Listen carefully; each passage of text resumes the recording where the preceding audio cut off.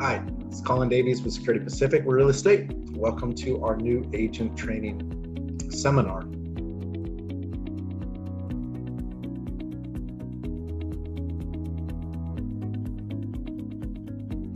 Today, we're going to be going over removing contingencies, repairs, and negotiations.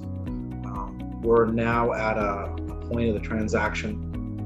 We've already done a lot of upfront work and coming down to the final stretch of the transaction. What's great is we've already had a conversation up front with our clients going over the inspection contingencies and how they have to be removed in writing. So as we all know, that dependent on what we said in the terms of our contract for the contingency time dates, that although they may go past that deadline, they're not removed until it's done in writing. So for instance, if we have 10 days as an inspection contingency and it's now the 11th day and it hasn't been removed in writing, it's still in place. Having that conversation already up front, we know and our clients know that those timelines, just as if they have gone past, they're still in place and the earnest money deposit is still safe. So for the inspection contingency, in our last training seminar, we went over inspections and now we've had the inspections already done and our clients have reviewed the inspection reports and they've considered any recommendations from those inspection reports, whether they're going to do further inspections, and if they have opted to have those done, they've now been completed. If they've decided to possibly waive that recommendation, it can be addressed in the buyer's inspection waiver. But we also have the buyer inspection election form where they've selected the boxes of the inspections they've chosen to elect to have been done.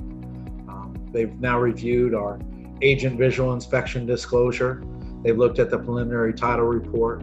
They've looked at everything and they're now satisfied to the condition of the home. We now are ready to remove that inspection contingency, and we're going to do that on that contingency removal form and zip forms. And we're going to mark the box for the inspection contingency to be removed, or possibly we've already had the appraisal that's come back and now it supports value and that's good to go.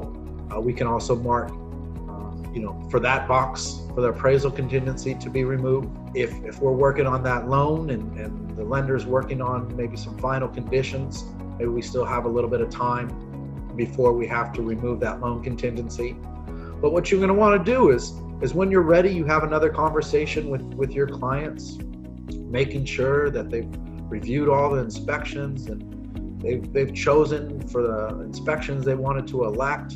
Possibly they decide to waive some further recommendations that were suggested in those reports, and they've reviewed your agent visual inspection.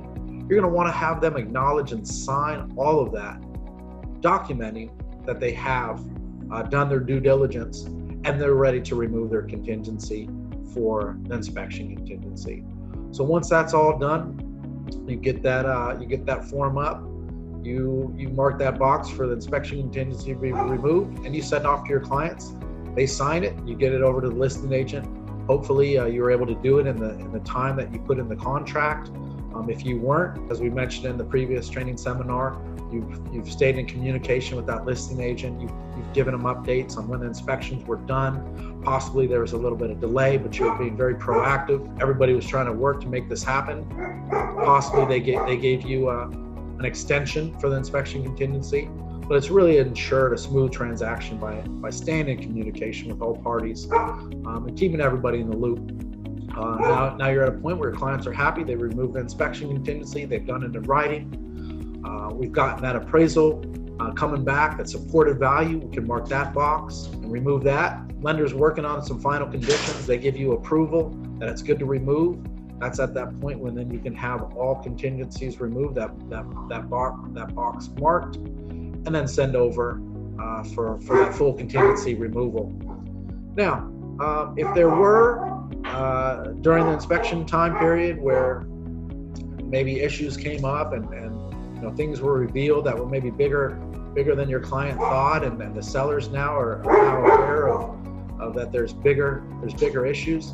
This is the time where you're able to do a request for repairs, right? That could be a seller credit, that could be a reduction in price point, that could be possibly requesting the seller to clear Section 1 items, or maybe doing some repairs, right? But it really gives you that time period during your inspection contingency to negotiate with listing agent and sellers and make sure that everything's that addressed and everybody's happy.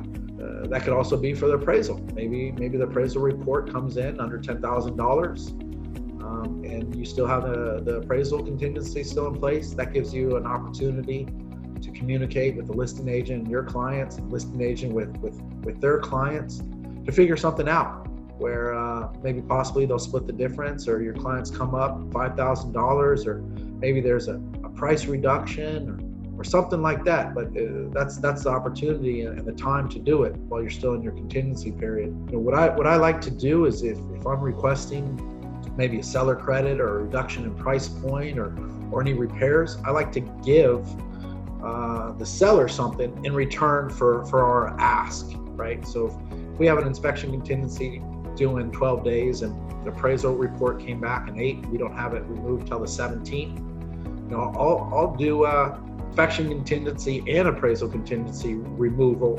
Say something like buyer hereby removes inspection and appraisal contingency subject to the seller doing this, right? So it really gives good faith and a good indication that you're moving forward, and that you're able to remove contingencies earlier if you can. Ultimately, if the lender has approved the loan and given you the green light to remove the loan contingency, that's another great strategy. I like to use that opportunity to request something from the seller with us giving that. So in that case, I do something, buyer hereby removes all contingencies subject to the seller crediting $7,000 to closing costs, right? And you know that's going to get it done, but it really gives more of an incentive to the seller to grant your request, because then essentially if you can, you're removing all the contingencies at that time. They know now the transaction is going to go through. They're going to sell their home. They're going to get their money, and it's going to be done with.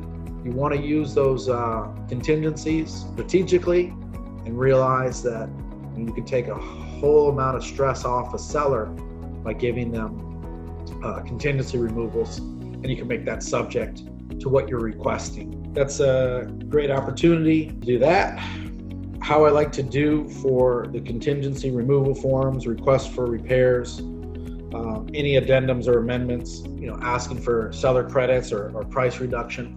We're going to edit that part right there. We'll go back. So right after I finish the requests, using it strategically, we'll just pick up from here, edit it. Okay, so when we do those contingency removals, subject to a request, if that's what's needed, ultimately all the inspections go beautifully and the appraisal comes back at value and there's no conditions, and you're able to remove everything, and it still be to the original terms of the offer. That's just going to be that much smoother of a transaction. But obviously things come up, and it is sometimes necessary to negotiate or work it all out. But when you are doing those forms, you want to make sure that they are attached to either the residential purchase agreement or having the request for repairs attached to a contingency removal,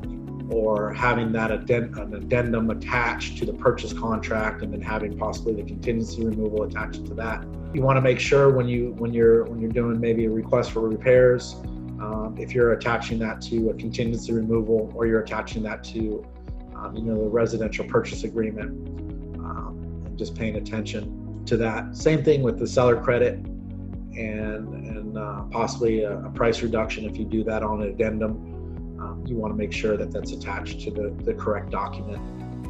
A lot of the times too, actually all the times, if you are doing a seller credit, you're going to have to make sure that one, it's okay and approved by the lender, that they can make it work, and that you're going to want it to be as clean as possible, right? So if you're giving that to the escrow officer or the lender.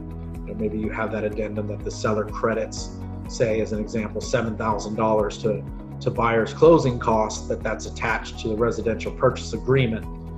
Now, if you have a request for repairs to the purchase agreement, and you're asking maybe the seller to do a $10,000 credit, you mentioned something about a sewer lateral or roof work or anything, ultimately you're going to want to have a clean addendum that you're able to give to the lender and the escrow officer, maybe in addition to that request that you would attach to the purchase agreement. So just paying attention to that, how you tie those documents together.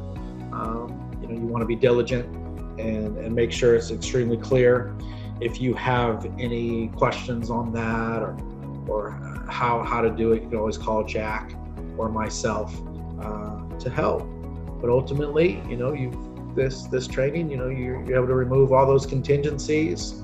If you need to request for repairs or do any negotiations, you do it within that time period. I think one of the tools that will help you and strategies to help you is ask, if you are going to ask for something, being prepared to give the seller something in return. And a lot of the times you can do that if you're able to remove contingencies early and tie those all together. And I think that will help have smoother transactions and not have as many issues that you're going to have to deal with over time. So thank you again for tuning in to the 5th training seminar, and we look forward to seeing you on the next.